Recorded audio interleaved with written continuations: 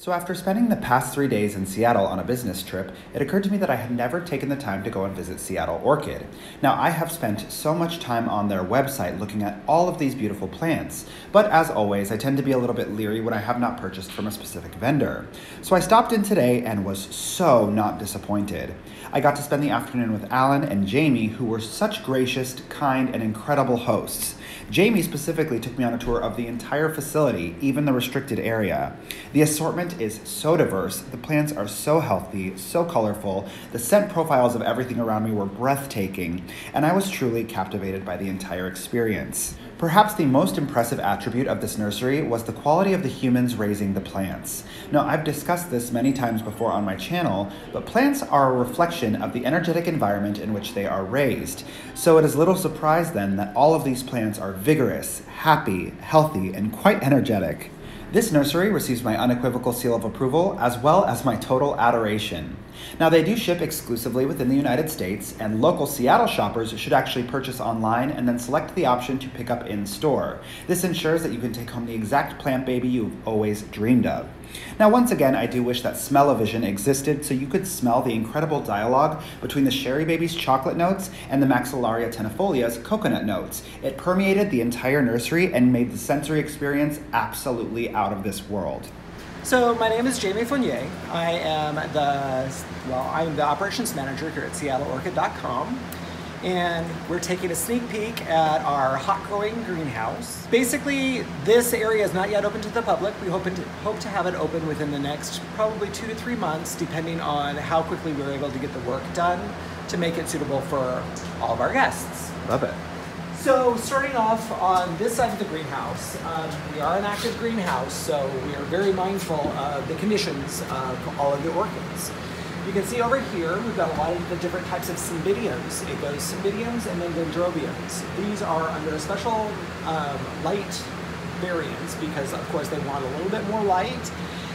A lot of the plants that we have upstairs in the hot growing greenhouse, we have them up here for 2 specific reasons. One is to encourage root growth, and the other is to encourage them to spike. So in coming along, you can see quite a few we've got the Heaven Sent Cymbidiums. They're absolutely gorgeous.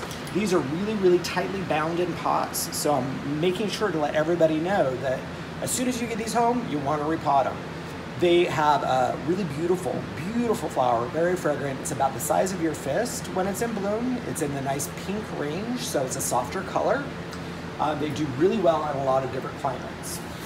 Going through, you can see we've got Dendrobiums through here, and we specialize in orchids that are difficult to find, and we specialize in basically orchids that people aren't normally able to get. So for example, here's the Dendrobium Abrams. So this is the main type of Dendrobium in the micro category. So they use this and they cross it with different types of Dendrobiums to get the different types and different ranges of the Dendrobium miniatures, like the microchip, the Aussie chip, and things like that. We also go through and have a bunch of the Nobulars we just got in. We're really excited about these guys. Oh, look at that bloom. So these are all fragrant. And anybody that works in a greenhouse, you know, always be careful with the roots.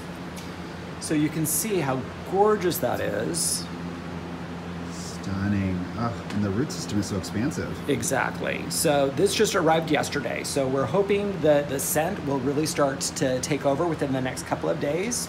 Often when orchids are shipped, the way that they're packaged, the gases released from the plant itself actually neutralize the smell of the plant. So if it's a fragrant orchid, it usually takes a couple of days for it to regain its fragrance. But you can see all of these beautiful spikes going all the way up its chamber. One thing that I like to remind people about with dendrobiums are usually semi-deciduous. So I have a lot of people that aren't that familiar with dendrobiums. They'll call me up totally panicked because like their dendrobium has lost all of its leaves. So these are canes from a dendrobium.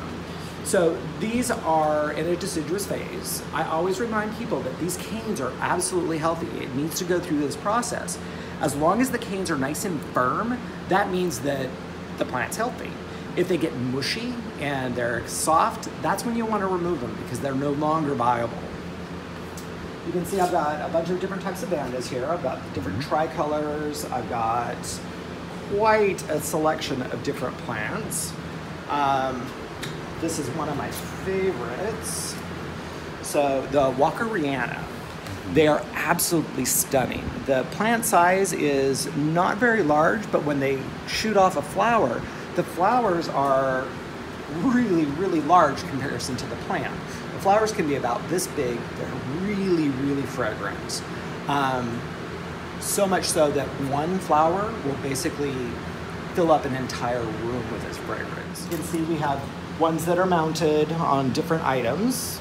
Coming around, this is one of my favorite guys here. Big one. Oh my goodness. Exactly. Wow. So I often remind people that vandas, depending on their circumstance, they don't need to be potted. They will do really well without any potting media. You can see on this guy, since we're providing them a nice area to grow in with lots of moisture, all of these great, great new roots. All those starts too with the beautiful green tips. Exactly. This is a really fun one for anybody that is interested in micros. So this is cute. This is a full-grown orchid. It's in the micro species, the Retrocala, and it's just absolutely adorable. I love to do terrariums. Many people say that having orchids is like having an addiction. I fully agree, and at some point, you're gonna have so many orchids that you have to make sure that you have space for them all. So I'm on a miniature phase myself. Oh my goodness. Absolutely love them. The encyclias are absolutely fantastic. I love the encyclias. This one in particular. So this is I have a hard time pronouncing all of the names. Prismatocarpum? Yeah. We'll go with that. Sure. Why not? So one of the things that I love about this particular encyclia is its flowers. Mm-hmm. So it has the beautiful 5-star pattern with the flowers, and it's almost comical because they're white petals, but then they've got spots on the petals, and this is very, very fragrant. Mm-hmm. So it is one of my favorite in the encyclias. This is a new one that we just got in, so an epidendrum. So a lot of the bulbophyllums, they are also considered a deciduous plant. Oftentimes they'll go through and lose their leaves, but they will retain their bulb structures on them, and then they will continue to grow from there. A bulbocedum. So they range in so many different sizes. Mm-hmm. This one is almost blooming size. So you've got ones that are huge like this that are just really, really fantastic, interesting orchids. Another thing that I like to remind people, especially when I'm talking about the bulbophyllums, is fragrance. Many orchids are fragrant and they have absolutely beautiful smell. But I always use that as a warning as well, because just because something says that it's fragrant doesn't mean that you're gonna like the fragrance. A lot of the different cattleyas, a lot of the Cymbidiums, they usually have a sweeter scent because they're trying to attract insects that are more like butterflies or moths or things like that. The bulbophyllums, they are trying to attract more beetles. So when they flower, it smells more like carrion. So dead flesh, meat type smells. Not absolutely great, but they're absolutely beautiful flowers. So this is a very uncommon orchid, and this one is actually going into bud. So instead of spiking up, it is spiking down. So this is the bloom head on it.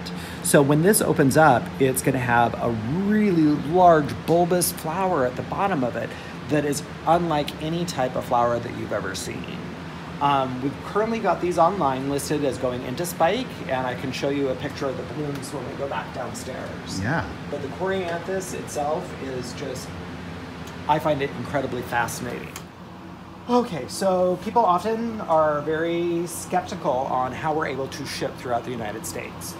We take our packing very, very seriously because we want to make sure that people's orders are getting to them safely. What we typically do is we'll take the tag out of the plant. We'll do a quick tape job just to keep in the soil medium, so if it gets just jostled around in the mail or anything like that, the plant is still safe and viable. So what we do is just tape that in nicely so you can actually flip it upside down without any problem. And then newspaper. So the shredded newspaper, we've actually found, is the best thing to keep the plants, the flowers, and everything intact while shipping. We'll go through and just put a little bit depending on the size of the plant. This one has a little growth on it, so I'm very mindful of how I'm putting pressure on that. Tuck it right up, lay it down on its side, and then we go through and wrap it like similar to a burrito. Folding both sides in, I'm always really careful to know where the plant's tip is. We get that, and then just fold it over, roll it up, tape it, and put our name on it. That's perfect. So then it's like nice and tucked in very, very carefully. They're very easy to pack in boxes, so we pack the boxes pretty tight so they don't shift when they're jostled around in the mail. And we actually have a wonderful success rate using USPS. To me, orchids are very easy. Like, you can give me a spider plant and I'll have that thing dead in a week. Right. But with orchids, it's really funny because like the people that tend to do really well with them are people that are new at it because they're interested in their learning.